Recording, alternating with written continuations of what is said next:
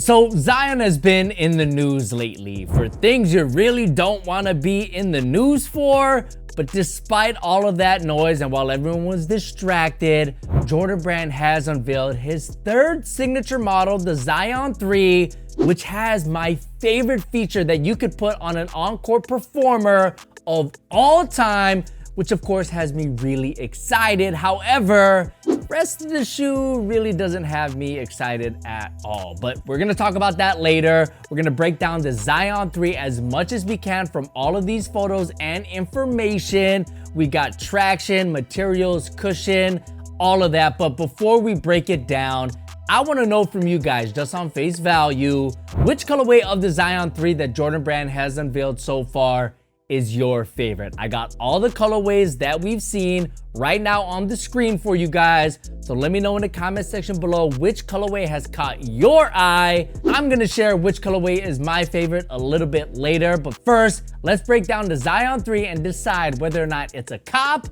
or a drop.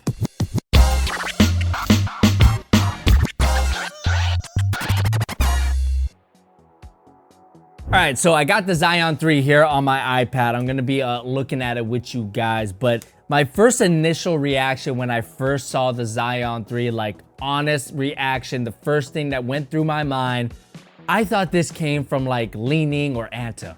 Now I know that sounds like a diss, but I really don't mean it like that because I love Li-Ning and Anta. I mean, one of my go-to sneakers right now is the All City Way of Ways. I don't know which version. I'll put them up on the screen for you guys.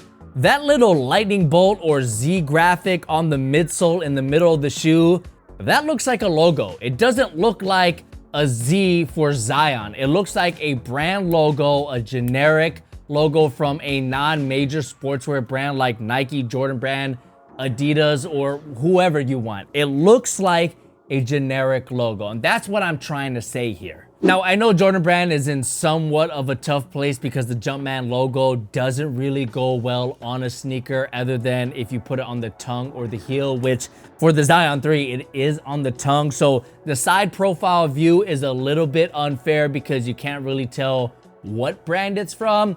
But overall, just the shape, the colorways, the way the sneaker looks on its face, I did not think that it looked like a Jordan Brand sneaker. And you know what? I'll go even one step further. And if you take a look at say like the Zion 1 and the Zion 2 to where we are now with the Zion 3, all three of those sneakers look really, really different from each other. So I'll go as far as to say that the Zion 3 doesn't even look like a Zion shoe. Now, this could be a good or bad thing depending on how you look at it. You could say from a good perspective, like, look, they're not being boring, they're switching it up, they're trying something new, all of that stuff is good. But the flip side of that, the bad way of looking at it is like, let's say I like the way the Zion 2 looks, the Zion 3 looks totally different. I mean, it's a completely different sneaker. Not only is it a low top, and you remove the straps, but it just looks, and it's probably going to feel like a different sneaker as well. So if you were a fan of the Zion 1 or 2, you're probably looking at the 3 like, that's a totally different sneaker. And you know, I think signature sneaker lines, there should be some consistency because when you find something you like, you want the next version of it to be somewhat similar with some improvements, but you want it to kind of feel and look the same because you're a fan of it. I mean, if you look at Kobe Bryant sneakers, the 4, the 5, the 6s, 7s, and the 8s, all of those sneakers somewhat look related to each other. But if you look at the Zion 1 to 3, I mean, they look like totally different from each other. They're probably going to feel different on the court as well. In fact, I know they're gonna feel different with the technology, but if we're just talking visuals, I mean, it's totally different, and I don't think it's going to please fans of the previous iterations. So yeah, overall, visually, I think the Zion 3 is kind of a step back because it not only doesn't look like a Zion Williamson sneaker, which could be problematic like I just said, but it also doesn't look like a Jordan Brand sneaker. Like, it doesn't feel like it has that brand DNA. Like I said, I thought it came from Li-Ning or Anta, which shouldn't be viewed as a bad thing, but if you're a Jordan Brand loyalist, it could kind of be a little bit disappointing. But you know, visuals and looks, that could be one thing, as we all know. So let's dive a little bit deeper into how all of the components are going to feel performance-wise. And let's start with the materials. So the materials look like they use a textile mesh upper, which I have to say, it looks really, really comfortable. I mean, I could see this material being extremely comfortable, almost sock-like, but you do have some rigidity and some support with that kind of TPU overlay, which looks like a splatter graphic. Now, this graphic is supposed to represent how Zion's journey to the NBA and how he came out of the mud. That's what they keep saying, out of the mud. So that splatter graphic is supposed to be Zion's foot like exploding from mud, which, look, I like the design inspiration. It shows that there is some storytelling, but like I said, visually, I'm not sure it works. It's a real commitment to put a graphic on an upper like that. So every colorway is going to have this graphic, and in some color palettes, it might work, and in others, it might not. Like if we're just looking at this mint colorway, it doesn't work. You got mint everywhere, and then you got this really like kind of primary blue and red to complement it, except that it doesn't complement it. So visually, again, I think it's a miss, but I think it's going to fit extremely well around your foot. I think it's going to snap to your foot as opposed to being a shell around it. I think it's going to be flexible. I think it could be breathable as well because it does look like a mesh material. And it's gonna feel very sock-like, which I'm super excited about. Flexibility is a huge thing with me. And the materials on the Zion 3 look really flexible, which is going to be even better when I talk about the cushioning. But for now, the materials performance-wise, huge thumbs up. Visually, I'm kind of a thumbs down. All right, so next let's talk about the traction. So the outsole uses a dual rubber construction. So it has translucent and solid rubber compounds on the outsole. Now the forefoot, which is the most important part of the outsole because most of us land on our forefoot most of the time, that's solid rubber. So that's a good sign for me. I know a lot of people don't like translucent rubbers, but at least here with the Zion 3, the forefoot, the most important part, does use a solid rubber compound. And the pattern for it is herringbone, which is the most tried and true traction pattern. So I'm expecting great things from that forefoot area. However, the heel, like I said, uses a translucent rubber.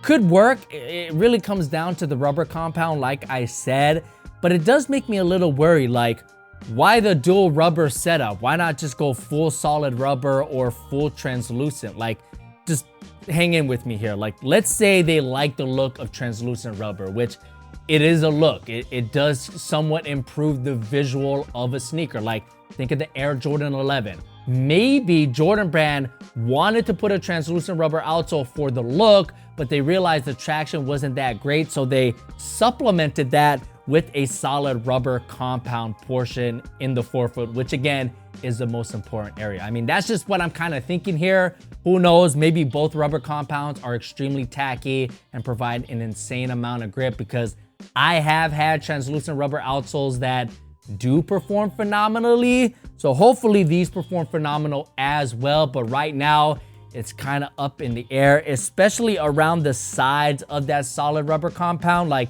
if your footwork isn't perfect on your forefoot, you could see some inconsistencies. And the worst part is, like, let's say the solid rubber compound is phenomenal. Like, the traction is just incredible, but the translucent rubber compound isn't bad.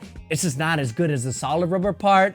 That's gonna provide some inconsistencies there. So that's one thing I'm keeping my eye on, but at least there is some solid rubber on the Zion 3. All right, so now let's talk about the thing I'm most excited about. Now, my favorite feature ever in any on-court sneaker is a drop-in midsole cushioning system. And the Zion 3 has that drop-in midsole cushioning system. This is crazy, guys. Like, if you haven't played in a shoe with a drop-in midsole, you are really missing out. It is hands down my favorite cushioning system of all time, and I'm gonna show you why. So I have a Leaning sneaker here, which, see, I don't hate Leaning. I actually really love their shoes. This shoe here has a drop-in midsole. So when you put the midsole in, With some shoes, it's a little more difficult than others. But what this drop-in midsole gives you is extreme flexibility. Like, check out the flexibility in the forefoot. I mean, that is absolutely insane. The range of motion that this system gives you is just, it's unparalleled. Like, I truly feel more connected to the ground. I feel like the shoe is moving with me more as opposed to me like moving the shoe. This is hands down like probably my favorite cushioning system, but at the very least, top 2 of all time. I love drop-in midsoles, but my only kind of disappointment with drop-in midsoles is that usually they're not as explosive as I would like them to be because it's usually just straight foam. The Zion 3, however, has forefoot and heel zoom air. Now, yes, that heel zoom unit does look pretty small, but the forefoot looks like a substantial size. So I'm really excited with that. It's going to add explosiveness to the cushioning system, which, like I just said, is somewhat of a con of the drop-in midsole technology. I really am excited for this. I think it's going to be extremely flexible, explosive, lightweight, everything about a drop-in midsole that I love. These are going to have and some more. So I'm really excited about it. Now, the foam that they're using for the drop-in midsole is Formula 23. The one thing that I wish the drop-in midsole had was a little bit of texture on the footbed. If you take a closer look, it has that same mud graphic, but I wish that mud graphic was like in a suede or nubuck type material, a more traditional lining, because sometimes with these drop-in midsoles, since it is foam and it could get a little bit slippery, especially the more you sweat in it, which that's why it's important for these types of shoes to have good ventilation. But other than that, I'm really excited for this cushioning system. Like I said, it is hands down my favorite feature ever in an on-court shoe. So the cushioning doesn't just get a thumbs up, it gets 2 thumbs up, baby. So look, at the end of the day, performance-wise, I think the Zion 3 is going to be a great on-court performer. Like, I really do. The cushioning is there. Anyone could play in it, it looks like. It looks like someone who's explosive is going to get the most out of that zoom air. Like Zion, he's explosive, right? But I think quick guards who are maybe not as explosive, more connected to the ground, they're going to really enjoy that drop-in midsole technology, the flexibility it provides alongside with the lower cut and the lightweight materials. I think it's going to be a very versatile sneaker, and I'm excited personally to try these out on the court. Visually though, I think it has some issues, and some of the colorways that we've seen so far aren't great. Like that mint colorway, like I said, I'm not a fan of that colorway at all. You got the monochromatic pink colorway, which could be for breast cancer awareness, which is great as always, but it is just all pink, not much there. And then you have this black and white pair with a little bit of gold. It's pretty basic. It's just black and white. The translucent blue outsole kind of doesn't really match with it, and then you have this 3D looking style colorway, which I'm not really too sure what the inspiration is, but it does remind me of the 3D Kobe 6s. So maybe there's like a 3D element here. But my favorite colorway is got to be this, or has got to be this black and pink colorway, which I think is inspired by some stained glass windows in a gym that Zion works at in the off season. So that's cool. The storytelling's there, and I think it is the best looking colorway. And I also think that these are releasing first sometime in November, with more releases to follow in October and December. So a hard date has not been set yet, but keep an eye out because it does look like it's going to release pretty soon here, probably for $130 like the Zion 2, which I think is a really competitive price. I just don't think the Zion 1 or 2 was worth it just based on performance and visuals, but these might be different. I don't think visually they're gonna have a lot of appeal, but performance-wise, I think great things are in store for the Zion 3. So for me, if I had to pass judgment on the Zion 3, I'm gonna go cop, guys. I think you should cop these. I think it's gonna be a great encore performer, but stay tuned for my performance review because they are coming back as soon as the Zion 3, as soon as I can get my hands on the Zion 3, I'm gonna take them on the court and let you guys know how it performs. So make sure you subscribe to the channel to see that review, as well as other sneaker related content just like this. My name is Jaren. It's been great having you. Catch you guys in the next one. Peace.